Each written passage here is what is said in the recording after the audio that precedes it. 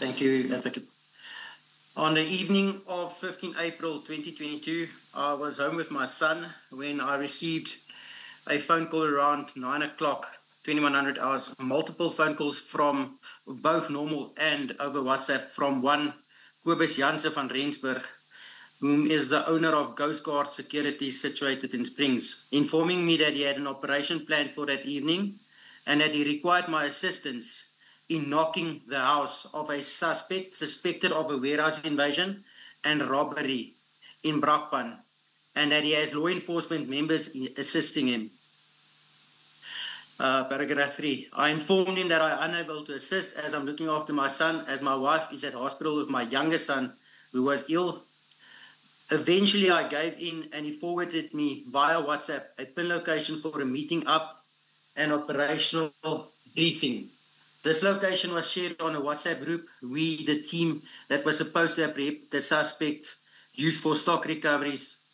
The pin location provided by Kobus Janse van Rensburg took me to Sally's village in Brakpan, where some SAPS, EMPD, and private security members waited for us. Upon my arrival, I found Jaco Hanekom, a SAPS informer of ill repute, Viandre Pretorius, a person that frequently presents himself as a SAPS member, Constable John Marie Extien from North East Rand Flying Squad, Constable Zander Fritz, Reservist Constable from SAPS Brakpan, with 2 SAPS Brakpan officers unknown to me. Present were also EMPD officers Kershaw Lee Stolz, Aiden McKenzie, Etienne van der Walt from Titan Security, and other members whom I cannot identify. Now, you say after you all arrived at the location to which you were directed, there was a briefing given to you collectively. Can you deal with that briefing? Commissioners, if I may, before the briefing commenced, I did ask Kobus to proceed with me to go and buy cold drinks first before we deploy or brief.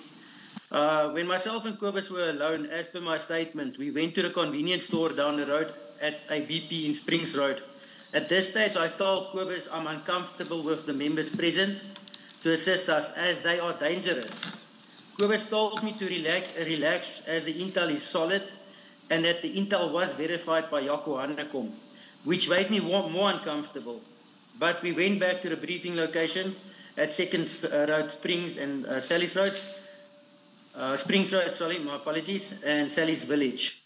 Shortly after arriving, Kobus and Hanekom briefed the teams and we proceeded to the suspect's location in Crocodile Road, Sally's Village in Brakpan. I was alone in my vehicle, a black marked Guardian Security Ford Ranger, and I proceeded to park opposite the property. That was the target property. Present at the premises was the members mentioned, myself and Constable Extien from Highway or Flying Squad, my apologies, and Aiden McKenzie from EMPD. Proceeded to a garage or outside building, outside or just off the main house. And we proceeded to gain entry to an outside room. We found a couple, a male, female, and a baby, infant baby. Constable Extien identified herself and the reason for our intrusion and started asking them about the suspect and his movements, etc. Shortly after this, we received communication that the main team had located the suspect in the main house.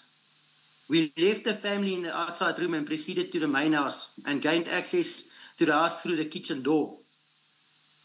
On my way to the main house, I spotted a white 4-ton truck with a specific number plate that had been used in the warehouse robbery, which is the vehicle that led us to this particular address. As I entered the house from the kitchen door, I found Fritz, that is Zander Fritz, Constable Zander Fritz, Viandre Pretorius, Kershaw Lee Stolz, Aiden McKenzie was with us, obviously, Kobus, and some EMPD officers I cannot identify, Jaco Hanekom, Etienne van der Walt present, and in the 2 SAPS, unknown SAPS officers from Brakpan. and a unknown male who was reported to be the suspect. The unknown male, when questioned, admitted that he was involved in the invasion and the robbery of the warehouse. He claimed, however, that all he did was transport of the stolen property. The suspect further requested that we not hurt him, as he had 500,000 rand in the house in cash, which he tried to bribe us with, or the officers with. After the suspect mentioned the cash, the two unknown members from Brakpan SAPS and Viandre Pretorius then pushed the man into the second bedroom and closed the door behind them. Everyone else, including myself, searched the rest of the house. In the main bedroom, the EMPD officers, unknown to me, found case dockets where the suspect is identified as a suspect in the particular crime or is otherwise mentioned. Some SAPS forensic bags, as well as a number of live ammunition rounds, was found. The other rooms contained various tools or garden tools or welding equipment. I then went into the bedroom where the suspect had been taken to by the Brakpan SAPS members with Viandre Pretorius. I noticed Viandre Pretorius, the suspect, with a plastic bag with the two SAPS Brakpan members assisting him from the right-hand side of the double bed. Tubing is where a plastic bag gets placed over a person's head, and that person gets suffocated to the point that he talks or cannot breathe, no longer breathe, and then obviously that we will, or they would obviously then ask him to talk to us, obviously to avoid this from taking place again. I entered the room and sat next to the suspect on the left-hand side of the bed. When Viandre stopped, I asked the suspect to tell me where the stolen stock was being kept. The suspect replied that he will show us. I picked up a wooden table leg that was broken from inside the room, held his legs down with it as to not touch him with my hands as he was wet. Viandre then continued tubing in with the one unknown Brakpan SAPS member, helping to hold him down, while the other was searching the drawers, etc. I got up and left the room. The other people were still searching the room. It was quite clear, or the house, my apologies, Commissioners. It was quite clear at this stage that the stock from a warehouse robbery was not in the house. As I entered the passage towards the kitchen, I saw one EMPD officer taking a bucket of water to the room where the suspect was being kept. In the kitchen, I found Kershaw Lee's stalls, searching the cupboards. I walked out of the house and stood on the steps. A short while later, I walked back into the kitchen and found Kershaw Lee on her phone. She ended the call and shouted for everyone to move outside into the yard and went towards the second bedroom. As I moved towards the door, I noticed two unknown Brakpan SAPS members leaving the house in haste. One of them was carrying a small black sports bag. I exited the house. I was joined outside in the garden next to the truck by Kobus and the others. Shortly after this, Viandre and Kershaw Lee joined us. I asked whether a suspect talked, and Viandre responded that he will never ever talk again. A discussion between the law enforcement members then took place as to how to deal with the scene. Kershaw Lee tried phoning a paramedic to declare the suspect dead. Viandre approached me and informed me that he will phone General Feroz Khan to fix this. I in turn responded and said no, as this is Viandre's problem. He responded and said it's all of us in this, and if anyone talks, he will go to prison for killing them. I walked away from Viandre, and I walked away from Viandre as myself and Viandre have had issues in the past. I saw Yaku Hanekom walking towards us. Yaku then informed myself and Viandre that the chief will come and sort out the issue. I noticed John Marie Ekstein, Zander Fritz, and other members leaving, including Kobus Jansen van Rensburg from Coast Guard, to go and look for a firearm to plant at this house. Apologies, Witness D, you say that Yako informed all of you that the chief would come and sort out the issue. Do you know who he was referring to when he said the chief? Commissioners, at that stage, I did not know who he was referring to. And as continued in my statement, I walked to the main gate after this was said, and after I noticed the members that I've mentioned walk away to go and get a firearm to plant. Yes. I walked to the main gate of the property and saw that my vehicle, which is a Ford Ranger, black in color, marked, was parked in by two marked NPD vehicles, which prevented me from leaving at that point. It made me question the whole scenario and what was currently taking place. A short while after this, Chief Soup Julius Mkwanazi, JD Mkwanazi, arrived at the scene, and we were informed that this is the chief in a dark tracksuit of some sort. At this time, apologies, witness, at this time, did you know who Chief Superintendent Julius Mkwanazi was? It was my first time seeing him that evening, and then it was obviously when Yaku indicated to us that this is Mkwanazi, Chief Soup Mkwanazi. Did you know what unit or institution he's aligned to? From the system, I understood that he was EMPD or Metro Police. Thank you. You may continue. So Yaku Hanekom and Viandre addressed him as chief, and the Metro members, including Yaku, Kershaw, Etienne was with me at that stage. So the Metro members, they all had a meeting with the soup away from myself and Etienne. Shortly afterwards, they returned to where we were. JD Mkwanazi said that we needed to throw the suspect's body into a mine shaft or dump it into a dam. As he said this, he looked at me. Viandre then in turn informed me that I must take the body and dump it. They will show me where and that I should relax. Since my vehicle is marked, Viandre said it won't attract any attention. I was directed by Viandre at this stage where to park my bakkie next to the front door. That is as you're coming from the main gate. I was escorted to my vehicle by two EMPD members and told where to park it. Yaku Hanekom essentially broke the gate to allow my vehicle entry into the property.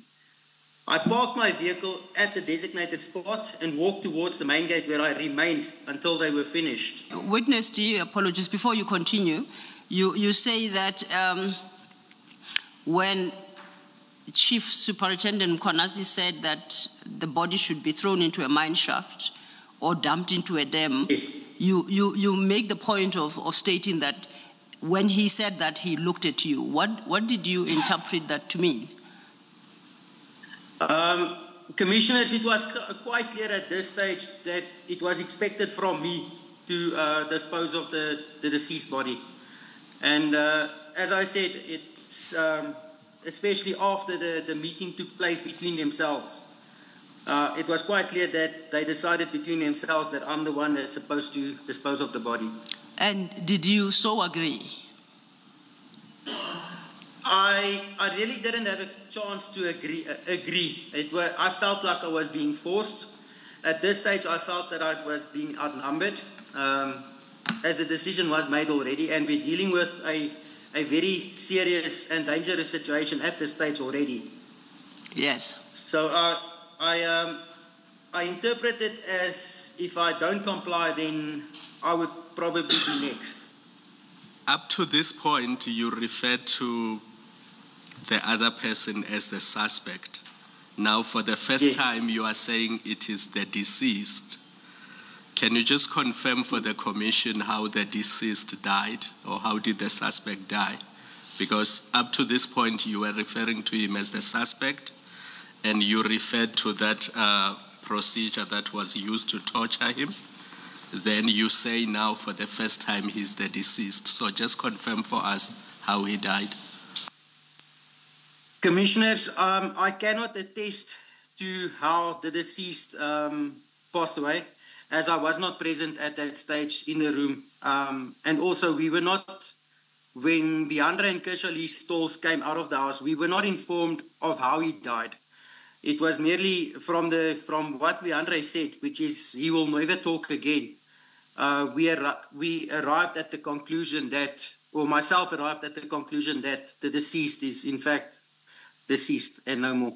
In paragraph 14 of your statement, you said you found Viandre Pretorius body tubing the suspect, and then you describe body tubing as a process where a plastic bag is pulled over somebody's head and it is fastened around their neck in an effort to get them to talk. So let's just go back to paragraph 14. When you saw the body tubing taking place, can you confirm that the suspect was alive at that stage?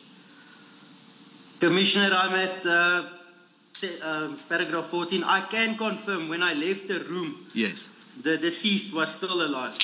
And then the next time you saw him, we are now later in your statement, he was already dead and you were being given instruction to dispose of the body. I saw Jaco Hanekom and Viandre load the deceased. That's the first time that I saw him after the room, where they load the deceased onto my bakkie. Thank you. Witness D, when you saw him loaded onto the bakkie, did you see any physical injuries? Commissioner, at this stage, I was standing at the main gate of the property, which is approximately 10, 15 meters away from where my bakkie was parked, close to the front door. So I could not see any visible injuries. And like I said, I made a point of it, not looking, when I went back to my vehicle, not looking at the deceased. I got into my vehicle, and as indicated, I was instructed to follow EMPD officer Aiden McKenzie, and Viandre followed behind me. So I made no attempt to look at the deceased.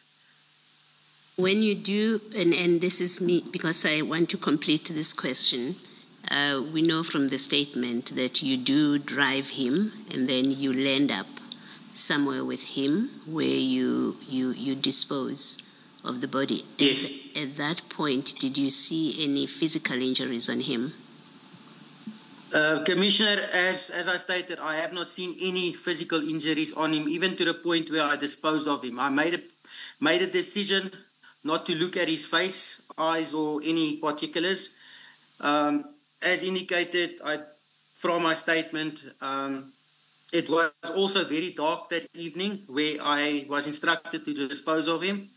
So there was no ambient light, and also I did not have a flashlight or anything with me. So literally just got the deceased by his feet, and I had to lift him over my shoulder, and that I was approximately 2 meters away from the dam, where I placed his feet into the water, because at this stage there was still my movements were still being monitored, and I placed the deceased with his back up towards, it was like the banks of the dam. So it was only his feet or his legs that were placed inside the water. Witness D. Thank you. Thank you, Commissioner. I was going to ask Witness D to perhaps take a step back, because there are other steps that are important to highlight before you get to the dam. I do appreciate that it was in an attempt to fully address the question posed to you by Commissioner Baloyi as to whether or not you ever saw any injuries on the body. But then to take you back to, you were at 27, when now the body is loaded into your car. Yes. If you could take it from there and indicate who loaded the body into the back of your vehicle. Whilst I was waiting at my car, I saw Jaco. It's wrong there. Whilst I was waiting, I was actually at the gate.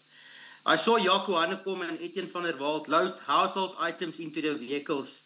Etienne had his girlfriend of the time in another vehicle waiting for him that was parked on the outside of the property, an SUV type vehicle. And Hanekom was driving a red maroon Renault Kwid. After taking the household items, Viandre and Hanekom loaded the body onto my Ford Ranger, while Etienne was in and out of the house. I cannot recall who told me that they were cleaning the house. But after this, Mackenzie informed me that I must follow him and that Viandre will follow in a white Ford Ranger behind us. Witness D, before you proceed, please go back to paragraph 27. I understood you want to make a change to the statement. Paragraph 27 currently reads, whilst I was waiting in my car. You say that is not correct. No, that is incorrect, Commissioner. How should it read? Please indicate. Well, I was at the main gate, as indicated in paragraph 26. Yes. Final wording in paragraph 26. I was at the main gate until they finished and indicated to me to come to my vehicle, where they, obviously upon completion of them loading the body or the deceased onto my vehicle. Noted. That correction will be effected. Thank you. You may proceed.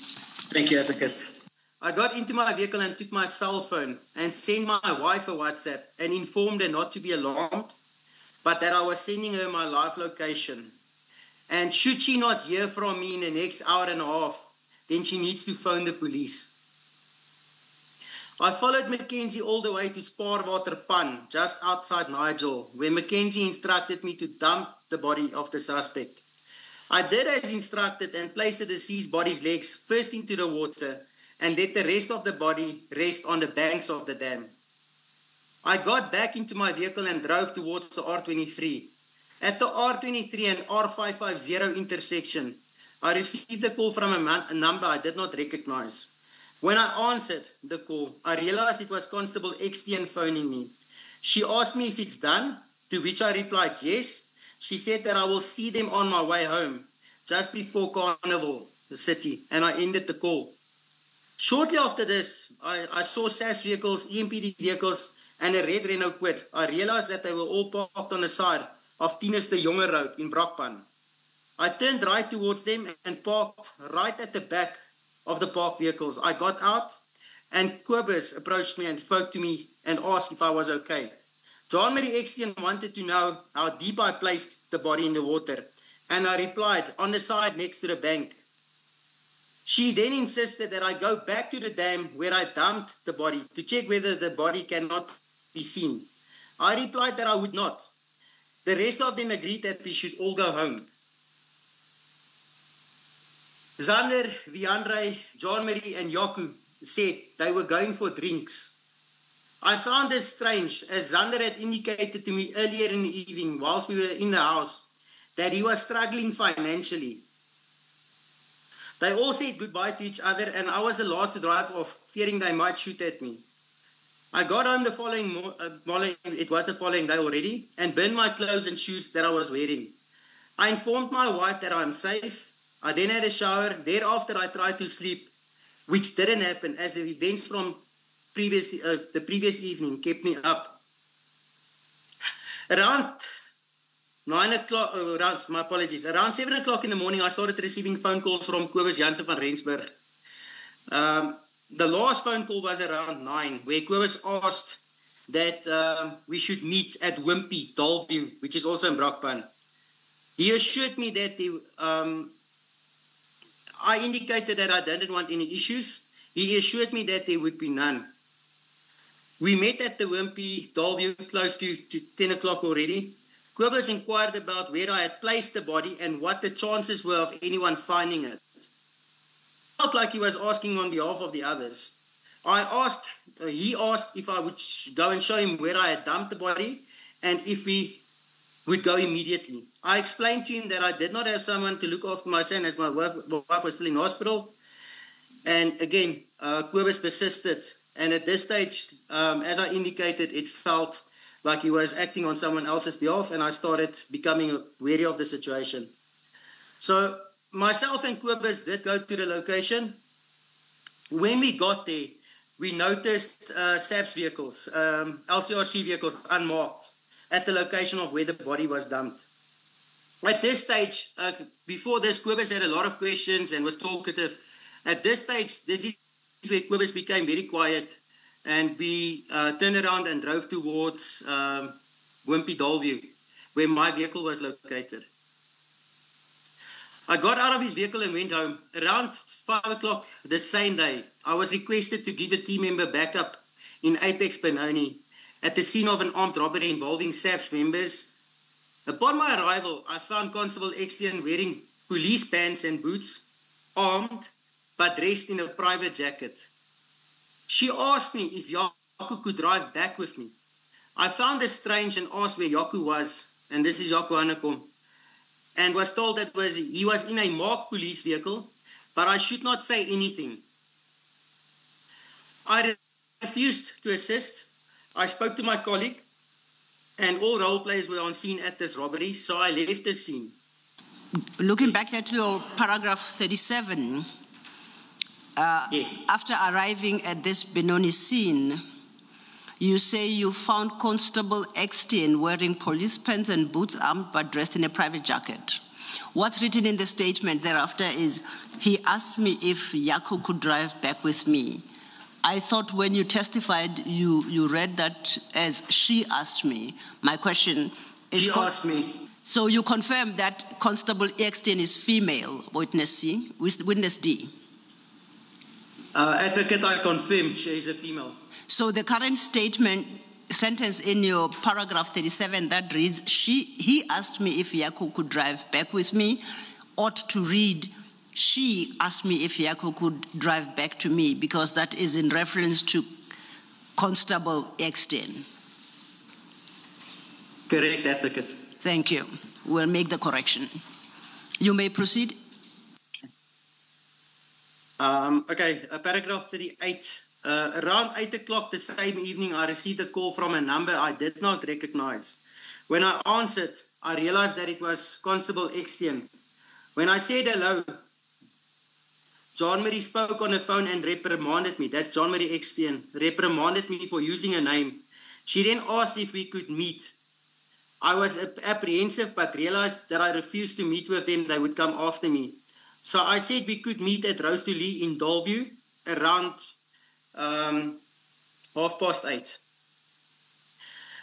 I then proceeded to Rose de Lee. As I walked in at Rose de Lee, I found Viandre, John Marie Extian, Jaco Hanekom, and Zander Fritz all waiting for me. They indicated that we should talk about the previous night's event and asked me if I knew that the police had found the body. I said I believed they did.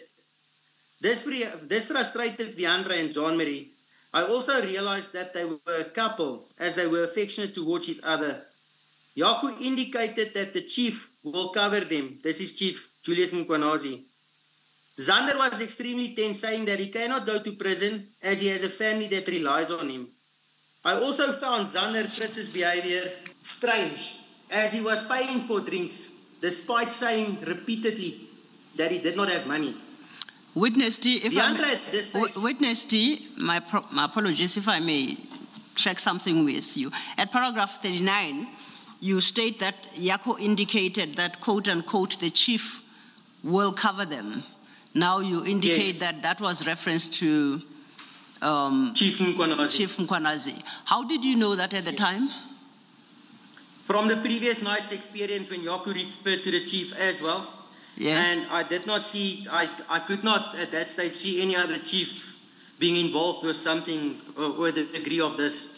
So I did believe it at that stage to be Julius Mkwanazi. So none of them said Chief Mkwanazi or Julius Mkwanazi.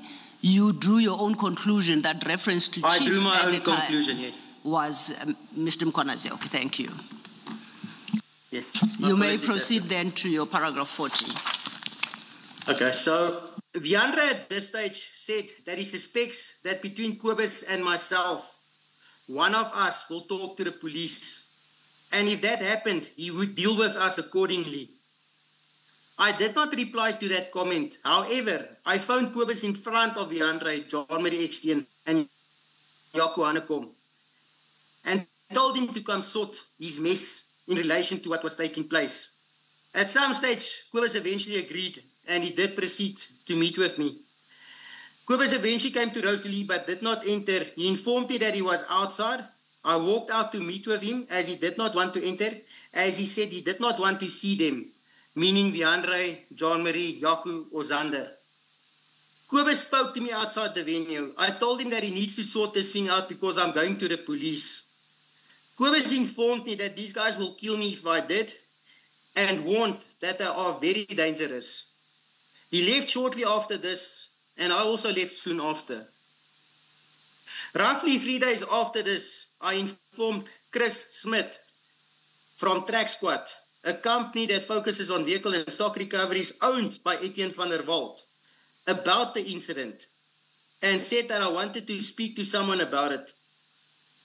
After this, sometime after this, the whole group, this is to say the members that were inside the house, came to my office in Parktown and met with my employer and myself, whom I realized knew both Viandre and Kershaw Lee Stalls.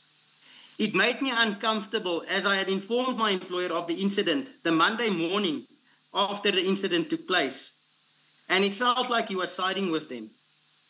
My employer at the time was Mr. George Moraitis, who recorded the whole meeting, including Viandre's reason for placing the body in my company's vehicle.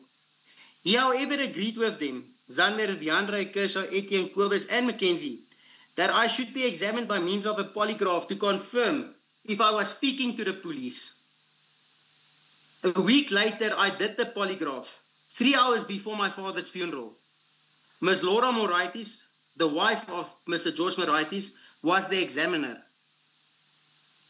Paragraph 44. I have submitted various statements to different police officers about the incident, and eventually, after talking to Constable Karlinski from DPCI Toms, he took a statement from me.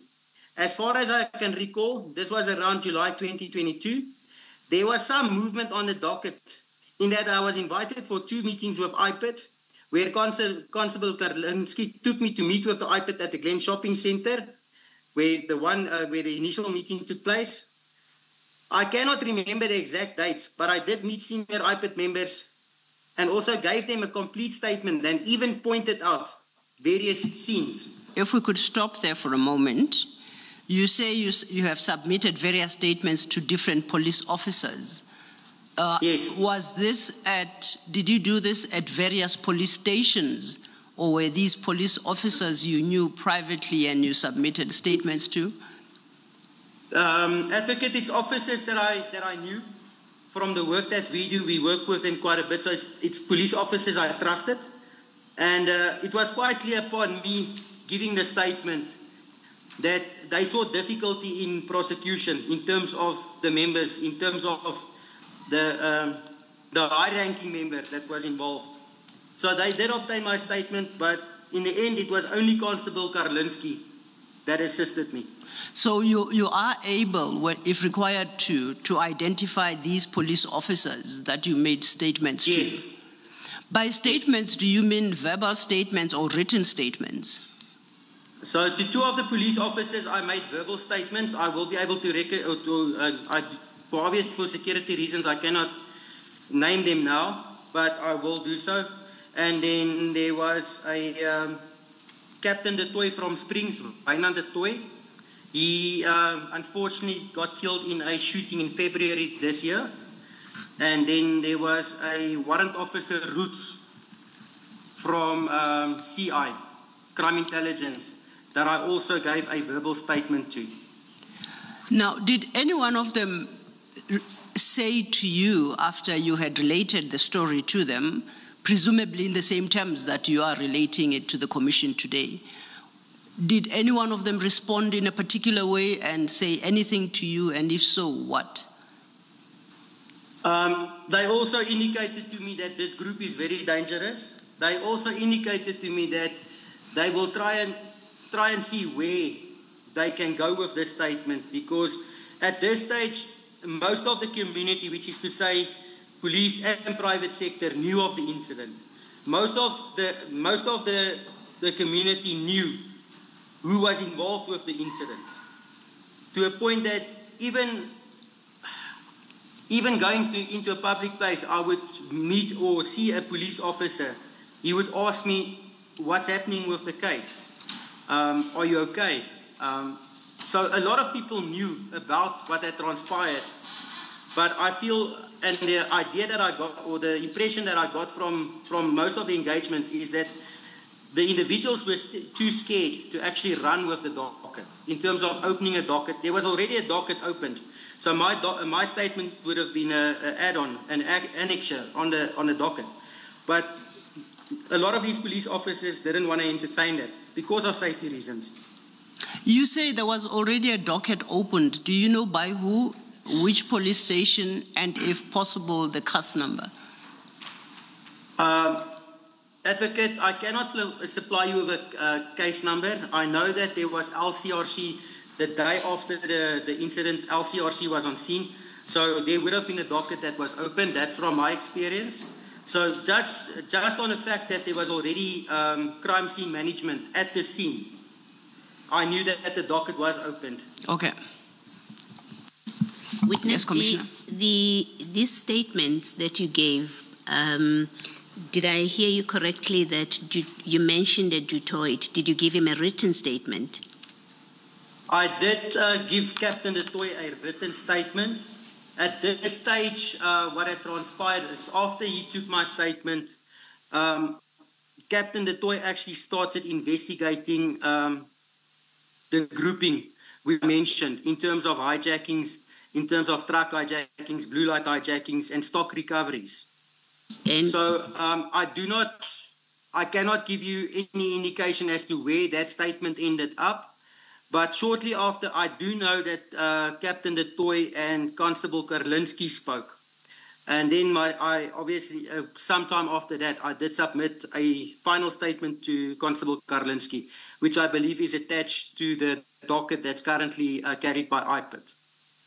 And these other police officers, I think you said Roots and two others that you can't name, those statements which were not written, were they made formally as in you went to a police station or you were just chatting to them in a social context?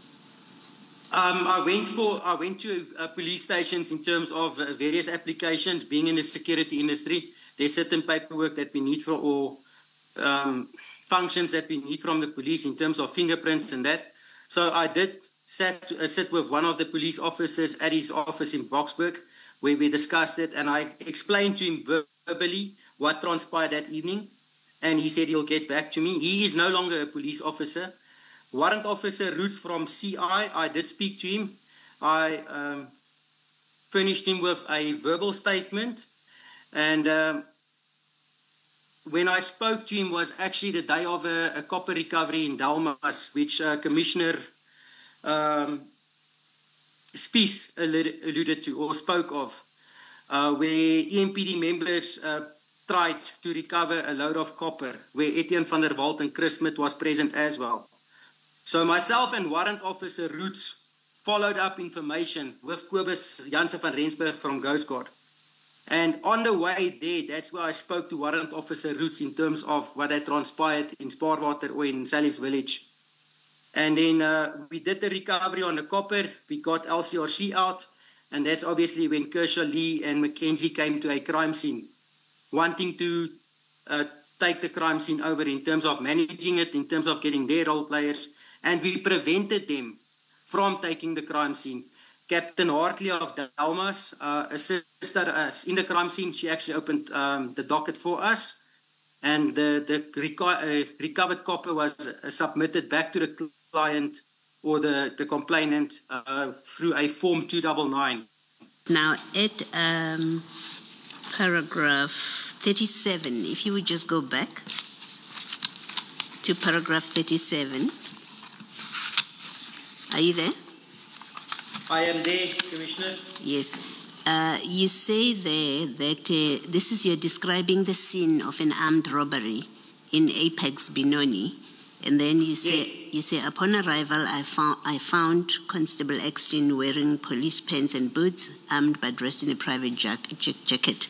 My question is, were there other EMPD members with her, or was she the only EMPD member on the scene? Commissioner, if I may correct you, Constable Exton is a flying squad member, rapid response member from Benoni. So there was various other police officers there. There was no EMPD there. Okay. It was only herself and other members from SAPS, Response Services or ORS, and then Jaco Hanekom. All right, thank you for that. And then just to go back further, at your paragraph 6, this is where you say that before the briefing, I asked Kobus to come with me as I wanted to go to a convenience store, and you say what the store is, and you said you were uncomfortable, and this is the part, you were uncomfortable, you say, I told Kobus that I'm uncomfortable with the members present as they are dangerous. Who in particular, in the group that you have described in paragraph 5, who were you referring to when you said they are dangerous? Commissioner, I was referring to the fact that Kershaw Lee Stolz, Aiden McKenzie, Jaco Hanekom, and obviously Viandre Pretorius was there. As indicated, myself and Viandre, at any stage, we've not had a good relationship, and they are dangerous. You hear stories, I cannot speculate on hearsay, but things also make sense when you are in line of business, which is to say private security, and things make sense. And what happens with scenes. So that is why I indicated to Kobus, I am uncomfortable with the members that's there. Like I said, I don't know all of the members that were there, but the grouping that I named in my statement is the members that I am concerned with. So when you say they are dangerous, it's not because you have seen them do anything, it's because of what you've heard about them. What I've heard, and in, like I said, it's hearsay, but I can believe what I hear from, at that stage I did believe from what I heard from people, and yeah. All right. It's not what I've seen. Okay.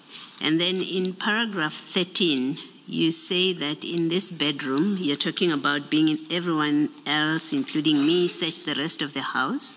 In the main bedroom, you found case dockets where the suspect is identified as a suspect in the particular crime or is otherwise mentioned.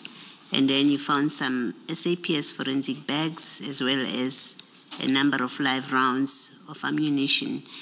In your presence, was this person that you describe as the suspect, was he asked where he got these dockets from, the forensic bags and the live rounds of ammunition?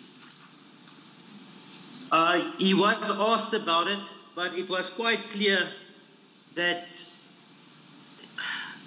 the issue of the forensic bags, the issue of the case dockets that was found in the house was not a priority from the members that I've mentioned.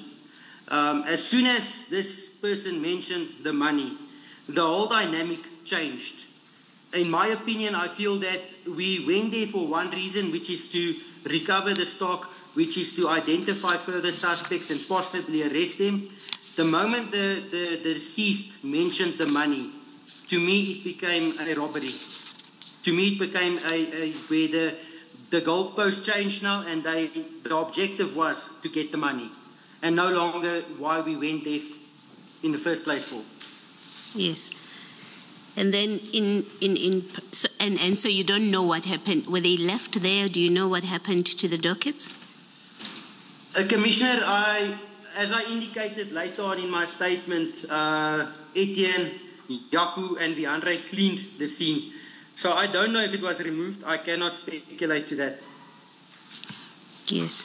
And then in paragraph 21, you say Viandre approached me and informed me that he will phone General Feroz Khan to fix this. Did you know Viandre to have a relationship or to be familiar, in fact, let me use the word familiar, to be familiar with General Feroz Khan? Commissioner, I cannot confirm if he's familiar or he has any links to General Feroz Khan. But I also, being in the industry that we are in, we know of General Feroz Khan, and I know that he heads the counterintelligence segment for crime intelligence and in the kidnapping task team. So my motivation for telling Viandre that you cannot phone General Feroz Khan is, it's not his problem, it's no one's problem. It's our problem now. Why involve other people? And that was my issue with it. Do you know why Viandre thought General Feroz Khan could fix this? Whatever he meant with that. I have no idea, Commissioner. As I said, I have no idea why he even mentioned him. Witness D, we had now gotten to your paragraph 45, which you had dealt with, and I think we are moving on to paragraph 46. There were other issues. Your paragraph 46 speaks to other issues you wanted to bring to the attention of the Commissioner. Thank you, Advocate.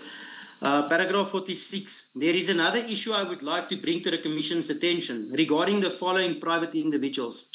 Jaco Hanekom, Chris Smith from Track Squad, and Etienne van der Walt, who owns Track Squad as well as Titan Security. All at some stage had appointment letters from EMPD stating that they form part of a EMPD truck hijacking task team. These letters were signed by Julius Mkhwanazi. They personally participated in operations where recovered or stolen copper, stolen cobalt, stolen chain store products was recovered, where it's always the team indicated, which is Kershaw Stalls, Mackenzie, Etienne van der Walt, Chris Smith, Jaco Hanekom. At the later stage, Zander Fritz joined up with them. At some stage, even myself, in the beginning, participated in operations where stock was recovered. Only to realize that, and this is a question that most of us in our fraternity asked, is a truck gets hijacked, blue light hijacking, a week, 2 weeks later, there is an amount mentioned to the owner or the client that there's a recovery fee of 600,000 Rand or R1 million in relation to the hijacked goods. Then the stock would be recovered. It would be handed to the client with always a 299 letter from the Metro Police members. At one stage, Chris Smith was having